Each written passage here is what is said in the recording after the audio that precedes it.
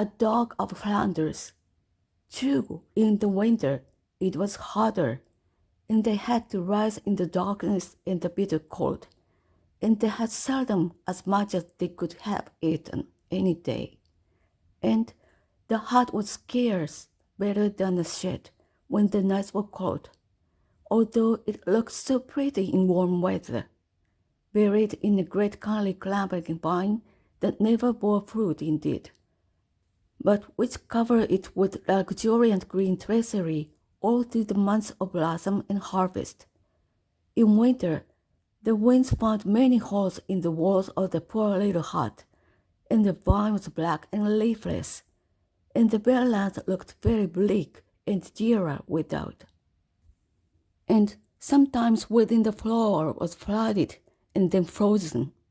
In winter it was hard, and the snow numbed the little white limbs of Nello, and the icicles cut the brave, untiring feet of Patrash. But even then, they were never heard to lament, either of them. The child's wooden shoes and the dog's forelegs would trot mournfully together over the front fields to the chime of the bells on the harness. And then sometimes, in the streets of Antwerp, some housewife would bring them a bowl of soup and a handful of bread, or some kindly trader would throw some bullets of fuel into the little cart as it went homeward, or some woman in their own village would bid them keep a share of the milk they carried for their own food, and they would run over the white lands through the early darkness, bright and happy, and burst with a shout of joy into their home.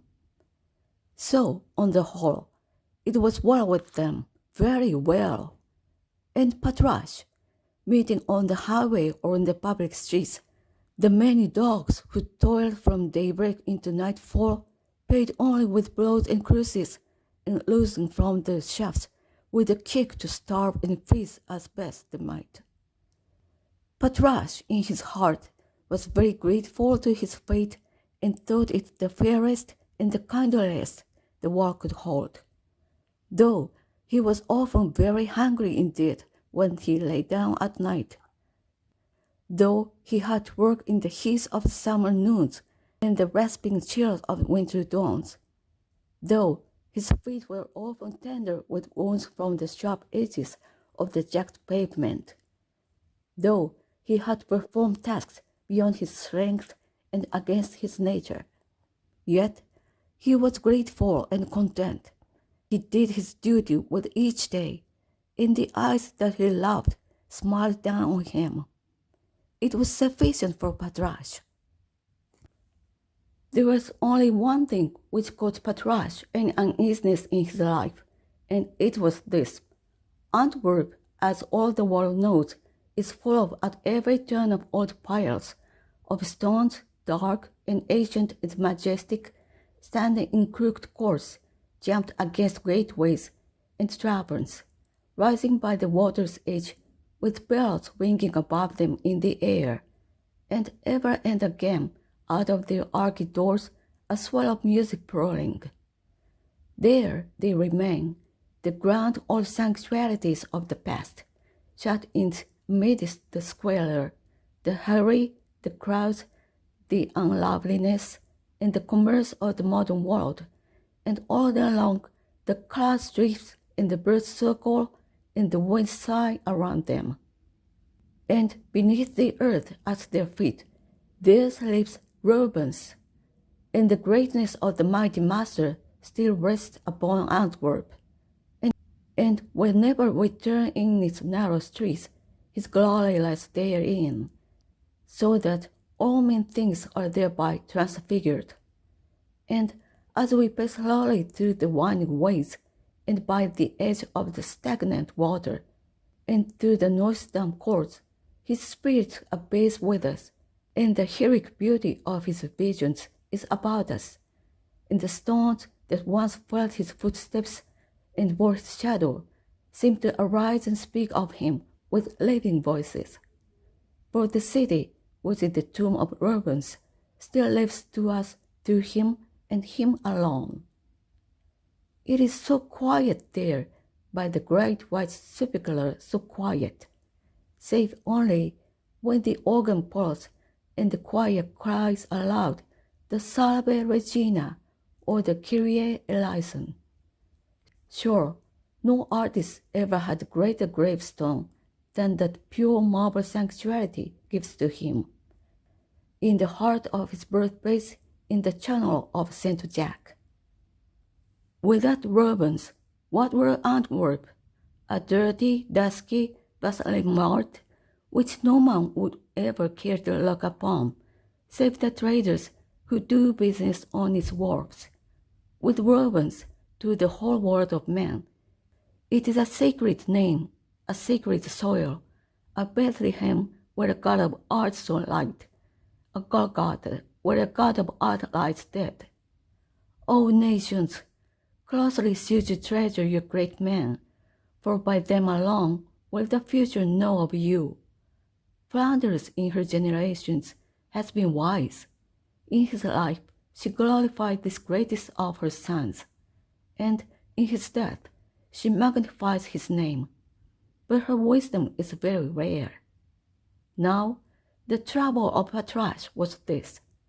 Into these great sad piles of stones that reared their melancholy majesty above the crowded roofs, the child Nello would many and many a time enter, and disappear through the dark arched portals, whilst Patrash, left without upon the pavement, would wearily and vainly ponder on.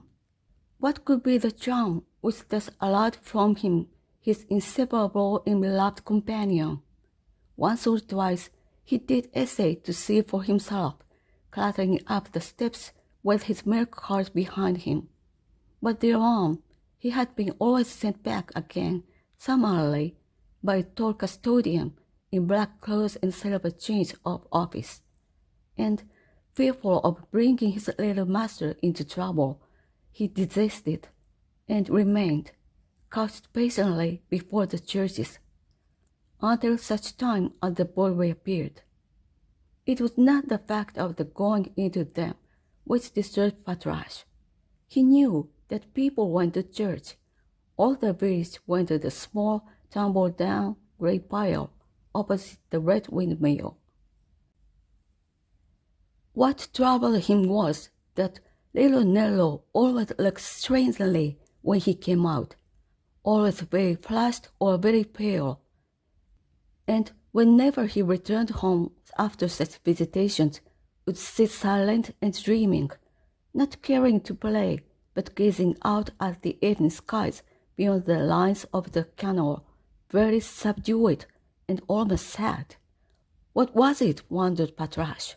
He thought it could not be good or natural for the little lad to be so grave, and in his dumb fashion he tried all he could do to keep Nello by him, in the sunny fields or in the busy marketplace. But to the churches Nello would go. Most often of all would he go to the great cathedral, and Patrash, left without on the stones by the iron fragments of Quentin Massijs' gate, would stretch himself and yawn and sigh and even howl now and then, all in vain, until the doors closed and the child perforce came forth again, and, winding his arms about the dog's neck, would kiss him on his broad, tawny-colored forehead and murmur, always the same words, "If I could only see them, Patrash! If I could only see them!"